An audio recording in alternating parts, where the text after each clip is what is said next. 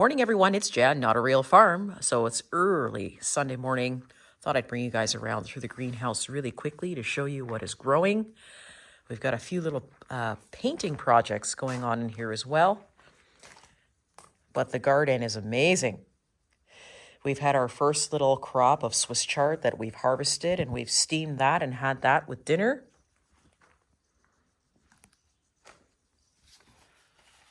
All of our grapes are growing. They're getting actually a pretty good size now, so soon we'll be able to harvest. Our walking onions are now starting to get the skin.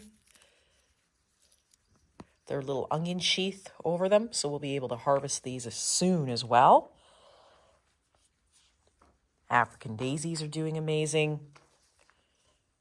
The gooseberry plant has gone crazy in here. I'm not really sure why. It must be the heat, but it's sort of taken over this little bin. Here's our outrageous lettuce. Isn't that beautiful?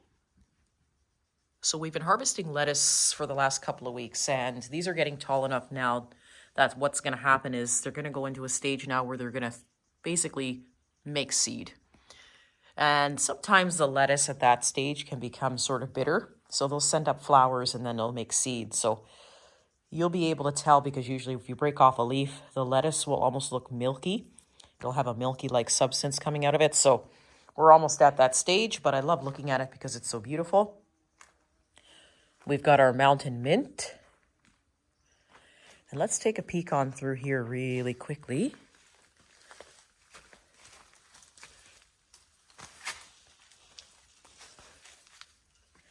All right, so we are at our broccoli, and I wanted to show you what's going on here.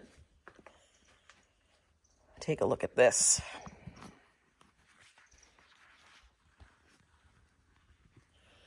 So we've got beautiful purple broccoli heads coming up.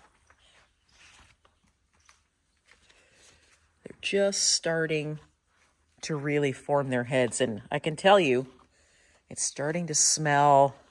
If you know what cabbage smells like, that's what broccoli smells like, grown in a small confined space. So it's kind of smelly in this corner.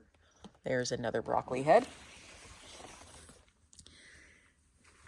And then down here we have cauliflower, but our cauliflower hasn't begun to do anything yet except sort of start wrapping. And you can look down in here and the cauliflower will start to form down in the middle of the plant, but we're not there yet. You can see how big these plants are.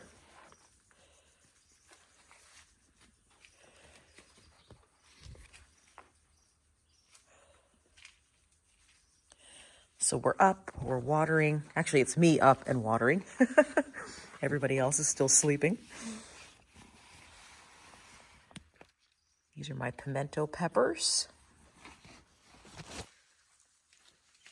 And we're going to skip on down to our notapinos. So finally, what I'm going to do is we're just going to pick this notapino because if I don't, it's going to send the plant into basically seed mode and it won't throw down any more fruit. So we're going to harvest that, but you can see that is the length of the notapinos. So basically a jalapeno without the heat. Let's see what else we got. If there's any more that need to be harvested, not quite. But they're pretty prolific. And we'll be putting some more seeds up on the store so that if any of you are interested in trying them, they'll be available. All right, the eggplant. Very happy. I think it's actually even gotten bigger since our last video. We've got a purple rice. In the back here, we've got our tomatoes. We've been doing our best to try to keep everything weeded. And all the tomatoes in the back. Check this out. Isn't that awesome?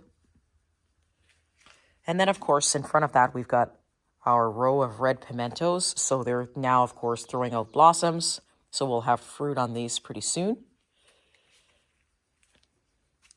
More tomatoes in the back.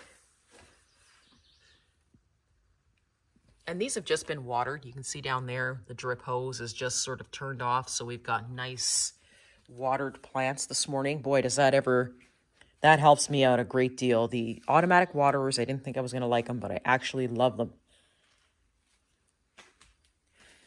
Got more tomatoes here in the back.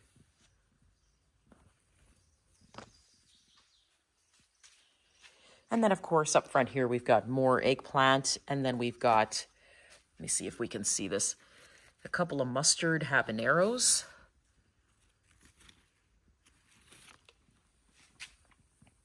And then our blackberries are now starting to get some height. So I suspect in a little while we're going to see some flowers on top of these, and then we'll be able to have our blackberries. In this bed, what I've done is I've actually planted Brussels sprouts.